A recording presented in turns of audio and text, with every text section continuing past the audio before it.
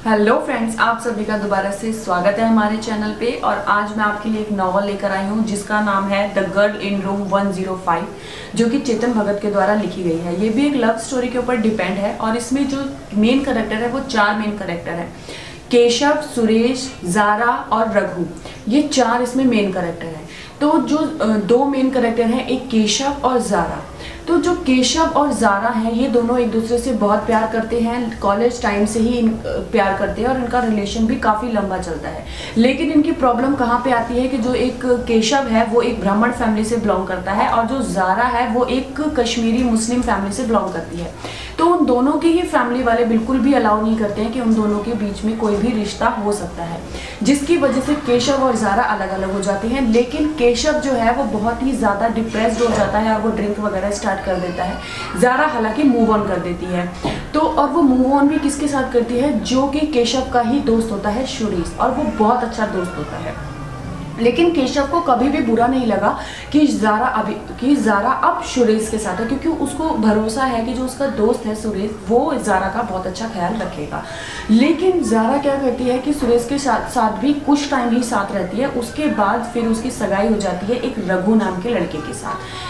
तो इतना मतलब सबसे पहले वो केशव के साथ थी, केशव को उसने छोड़ा, फिर वो सुरेश के साथ कुछ टाइम साथ रही, उसके बाद उसकी सगाई हो जाती है रघु नाम के लड़के के साथ, उसकी सगाई हो जाती है। फिर क्या होता है कि जब उसकी सगाई हो जाती है तो जो उसकी काफ़ी टाइम से बात नहीं हुई होती है केशव से, और केशव भी उसको बहुत सारे मैसेज वगैरह करता है। कई बार उसको बोलता है कि मैं तो आपसे बहुत प्यार करता हूँ, मैं नहीं रह सकता, अगर तुम बोलो तो मैं अभी भी तुमसे शादी करने के लिए तैयार हूँ और मेरे को फैमिली मैं सब कुछ छोड़ दूंगा। हालांकि केशव बहुत बार उसको फोर्स करता है कि वो उसके साथ आ जाए, लेकिन जारा अब वो बोलती है कि नहीं, मैं अब रघु के साथ हूँ और रघु के साथ मेरी सगाई हो चुकी है। अचानक से जारा के बर्थडे वाले दिन, जारा का बर्थडे होता है और उस दिन केशव के पास मैसेज आता है कि आज तुमने मेरा बर्थडे मुझे विश नहीं किया और मेरा बर्थडे भी तुमने विश नहीं किया, और क्या तुम मुझसे प्यार नहीं करते, और अगर तुम मुझसे प्यार करते हो तो मेरे बर्थडे पे तुम मेरे से मिलने के लिए आओगे। तो क्या होता है कि जो उसका दोस्त होता है केशव जारा से मिलने के लिए जाता है, क्योंकि जारा का मैसेज केशव के पास आता है। तो जब वो उससे मिलने के लिए जाता है तो वो क्या देखता है कि रूम में जारा जो है वो सो चुकी है। जब वो उसके पास जाता है, उसके सामने हाथ रखता है, तो वो देखता है कि वो बिल्कुल ठंडी पड़ी हुई है। तब वो एकदम से डर के लाइट वाइट ऑन करता है, तब वो देखता है कि जारा जो है वो मर चुकी है। यहाँ से वो बहुत ज़्यादा घबरा जाता है और फिर वो अपने दोस्त सुरेश को फ़ोन करता है कि जारा की यहाँ पे डेड बॉडी पड़ी हुई है, ये कैसे हो गया। और ये तो जो सुरेश है वो उसको ये बोलता है कि अभी तुम वहाँ से निकलो वरना तुम फालतू में फंस जाओगे। लेकिन केशव वहाँ से नहीं जाता, बोलता है नहीं, मैं जब तक इस जारा के कातिल को नहीं पकड़ लूँगा या उनको सज़ा नहीं दिलवा दूंगा तब तक मैं यहाँ से नहीं जाऊँगा। तभी वहाँ पे पुलिस आती है और केशव को पकड़ लेती है। कि पुलिस को लगता है कि केशव ने ही जारा को मारा है, क्योंकि जारा के फ़ोन में मैसेज था कि केशव को बुलाने के लिए, और केशव ने भी उसको मैसेज कर रखा था कि हाँ मैं तुमसे मिलने आ रहा हूँ। तो पुलिस जो है वो इन सब सबूतों के दौरान उसको केशव को जेल में ले जाती है। केशव की मुलाकात वहाँ पे एक पुलिस इंस्पेक्टर से होती है जिनका नाम होता है राणा, और राणा केशव की बहुत मदद करते हैं। वो बोलते हैं कि मुझे पता है तुमने नहीं मारा है, तुम उसको मार ही नहीं सकते क्योंकि तुम उससे इतना प्यार करते थे, तो मैं तुम्हारी हेल्प करूँगा तो जो रियल गुनहगार है उसको हम पकड़ सके। तो यहाँ पे इंस्पेक्टर राणा उसकी बहुत ज़्यादा मदद करते हैं। तो इंस्पेक्टर उनसे केशव से पूछते हैं कि तुम्हें किस पे शक है। तो केशव बताता है कि मुझे उसका एक भाई है, सौतेला भाई है, सिकंदर नाम है उसका, मुझे उस पर शक है। तो क्योंकि वो एक पाकिस्तानी टेररिज्म का हिस्सा है और उसकी जो उसकी पूरी टीम है उसका नाम है तेज, तो वो टेररिस्ट का हिस्सा है। तो मुझे ऐसा लगता है कि उसने ही जारा को मारा है क्योंकि वो उसका सौतेला भाई है। तो इंस्पेक्टर राणा और केशव दोनों ही सिकंदर के पीछे लग जाते हैं उसकी छानबीन करने के लिए। काफ़ी टाइम बाद भी उनको जब कुछ नहीं मिलता, लेकिन तभी भी वो सिकंदर से बात करते हैं कि तुमने जारा को क्यों मारा। तो जो सिकंदर है वो उनको बहुत मना करता है कि नहीं, जारा तो मेरी बहन थी, मैं जारा को क्यों मारूंगा। लेकिन इंस्पेक्टर उसको ये बोलता है कि तुम टेररिस्ट हो, ये बात सिर्फ जारा को पता थी और तुम नहीं चाहते थे कि ये बात किसी को भी पता चले, इसलिए तुमने जारा को मार दिया। लेकिन सिकंदर किसी भी तरह नहीं मानता कि मैंने ही ज़ारा को मारा है। और जब वो बहुत ज़्यादा परेशान हो जाता है इंस्पेक्टर राणा से और केशव के सवालों से, जब वो बहुत ज़्यादा परेशान हो जाता है, लोग भी उसको अजीब नज़रों से देखते हैं कि इसने अपनी बहन को मार दिया, उसके बाद वो सुसाइड कर लेता है। जब सिकंदर सुसाइड कर लेता है तो केशव को बहुत बुरा लगता है और उसको ऐसा लगता है कि सिकंदर की मौत का जिम्मेदार वो ही है और उसने ज़ारा को नहीं मारा था, उसने फालतू में ही सिकंदर पे शक किया। लेकिन क्या होता है कि अब तो केशव सोचता है कि इतनी सारी इन्वेस्टिगेशन करने के बाद भी मैं तो फिर से वहीं पर आ गया, बिल्कुल ज़ीरो पे। फिर उसको शक होता है कि एक टीचर थे, जो उसके कॉलेज में एक टीचर थे, प्रोफेसर थे, वो ज़ारा को हमेशा हैरेसमेंट करते रहते थे, तो कहीं उन्होंने तो नहीं मारा। फिर वो जो टीचर थे, उनको प्रोफेसर, उनकी छानबीन में लग जाते हैं। कुछ टाइम बाद पता चलता है कि नहीं, वो तो उनका तो पैर खराब है, एक जो उनका पैर है वो नकली का पैर लगा हुआ है और वो चलने में भी, और वो मतलब किसी का मर्डर नहीं कर सकते क्योंकि उनके बॉडी पार्ट्स भी इतने अच्छे से काम नहीं करते हैं। वो प्रोफेसर बहुत ही ज़्यादा ओल्ड हैं, तो वो उसको नहीं मार सकते। अब यहाँ पे भी केशव सोचता है मैं तो फिर से ज़ीरो पे आ गया, अब मैं क्या करूँ। तो फिर वो क्या करता है कि ज़ारा के फादर के पास जाता है उनसे हेल्प लेने के लिए। तो जब वो उनके फादर के पास जाता है तो उसके फादर उसको ज़ारा की रूम की चाबी देते हैं और बोलते हैं कि तुम ज़ारा का रूम चेक कर सकते हो।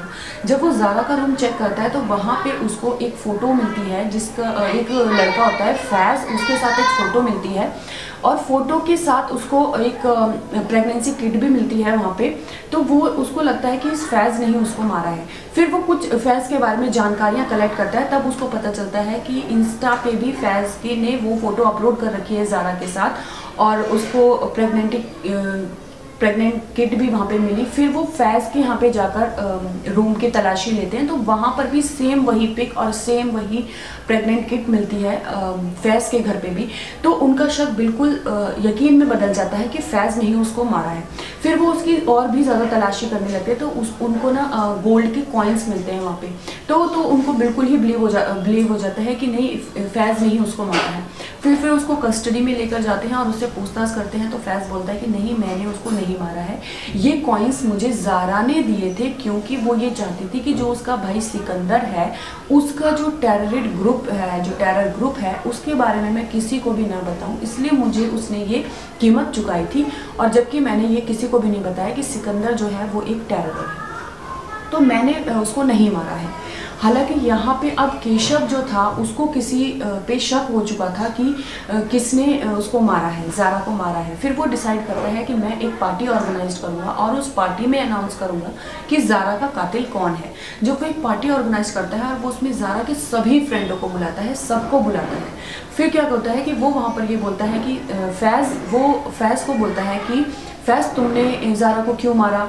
तो फैज़ बोलता है अरे मैंने नहीं मारा, मैंने तो तुमको पहले भी बताया था कि मैंने ज़ारा को नहीं मारा है। कहता है देखो मुझे सब पता है, मेरे पास सीसीटीवी कैमरा, सारे प्रूफ, सब कुछ है और मुझे पता है कि जिसने भी मारा था, तुम्हारे साथ जो भी था या जिसने भी मारा है वो भी यहाँ पर मौजूद है और मुझे सब कुछ पता है, इसलिए तुम मुझे सच सच बता दो, नहीं तो यहाँ पे पुलिस भी है, प्रूफ तो हमारे पास है ही और तुम यहाँ से जेल जाओगे, तुम्हें लंबी सजा होगी, इसलिए तुम अपना जो भी तुमने किया है उसको कबूल कर लो। लेकिन फैज़ वहाँ पे नहीं मानता। तभी एक कुर्सी खिसकने की आवाज़ आती है और वो रघु होता है जो वहाँ से भागने की कोशिश करता है। तभी पुलिस उसको वहाँ पे पकड़ लेती है और उसको पकड़कर पूछती है कि तुम यहाँ से क्यों भाग रहे थे। तब वो ये बोलता है कि हाँ, मैंने ही ज़ारा को मारा है, मैं अपना गुनाह कबूल करता हूँ और आपको जो भी सज़ा देनी है मुझे दे दो, लेकिन उससे पहले मैं आपको कुछ बताना चाहता हूँ, फिर आप लोग मुझे बताना क्या मैं गलत था या मैं सही था। रघु ये बोलता है कि जब मैं एक दिन घर पर आया, जब हमारी सगाई हो चुकी थी, तो मैं एक दिन ज़ारा से मिलने के लिए गया तो ज़ारा फ़ोन से किसी पे चैट कर रही थी, बड़ी मुस्कुरा कर वो किसी से चैट कर रही थी। तो मैंने उसको बोला भी कि मैं आया हुआ हूँ। उसने बोला ठीक है 5 मिनट वेट करो।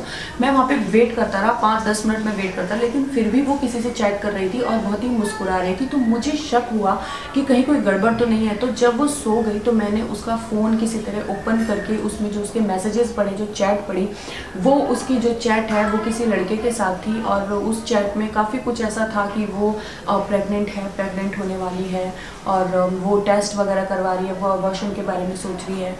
तो मुझे ये सब पढ़कर बहुत गुस्सा आया। हालांकि मैंने खुद को कंट्रोल करने की भी कोशिश करी। मैंने सोचा कि ठीक है, मैं ज़ारा से सुबह इस बारे में बात करूँगा। लेकिन जब मैं सुबह उठा तो ज़ारा मतलब अलग ही वे में मुझसे बात कर रही थी कि हम जल्दी से शादी कर लेते हैं और हम जल्दी से यहाँ से दूर चले जाएंगे, हमें यहाँ पर नहीं रहना। तो मैंने कहा कि मैंने मन में सोचा कि मैं क्यों किसी का बेबी को कैरी करूँ, क्यों किसी की बेबी की जिम्मेदारी लूँ जिसकी वजह से मैंने उसको मार दिया। फिर वहाँ पे फैज़ भी होता है। फैज़ इस बात को कबूल करता है कि वो जो बातें हो रही थी वो मुझसे हो रही थी, और जो ज़ारा थी वो प्रेग्नेंट नहीं थी, वो सिर्फ एक फैमिली प्लान कर रही थी, जिसकी वजह से जो भी उसने मैसेज करे थे उसने मुझे ही करे थे। वो एक फैमिली प्लानिंग की बात थी हमारी, और तुम उसको गलत वे में लेकर चले गए। एक मिसअंडरस्टैंडिंग की वजह से तुमने मतलब एक को मार दिया। तो यहीं पे हमारी नॉवल ख़त्म होती है। इसकी कोई हैप्पी एंडिंग नहीं है इस नॉवल की, हालांकि ये लव स्टोरी है बट हैप्पी एंडिंग नहीं है। सो गाइज़, आज की नॉवल हमारी यहीं पे ख़त्म होती है, और इंस्टा आईडी मैंने डिस्क्रिप्शन में मेंशन करी हुई है। सो प्लीज़ गाइस, आप समझदार हो, समझ गए होगे। सो नमस्ते।